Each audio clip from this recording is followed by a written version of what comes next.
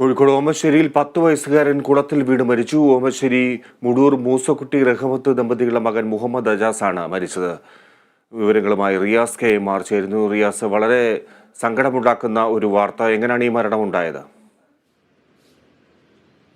തീർച്ചയായും വളരെ ദാരുണമായ ഒരു വാർത്തയാണ് പങ്കുവയ്ക്കാനുള്ളത്. 10 വയസ്സുകാരനായ മുഹമ്മദ് അജാസാണ് ഓമശ്ശേരിയിലെ വീടിനടുത്തുള്ള കുളത്തിൽ വീണ് മരിച്ചത്. ഇന്നലെ വൈകിട്ടായിരുന്നു ഈ സംഭവം നടന്നത്. കാരണം ഈ കുട്ടി ഇന്നലെ വൈകിട്ട് വീടിനടുത്തുള്ള കുളത്തിൽ ചൂണ്ടയിടാൻ പോയതാണ് എന്നാണ് സംശയിക്കുന്നത്. ആ സമയത്താണ് കുട്ടി കുളത്തിലേക്ക് കാൽ തന്നെ വീണത്.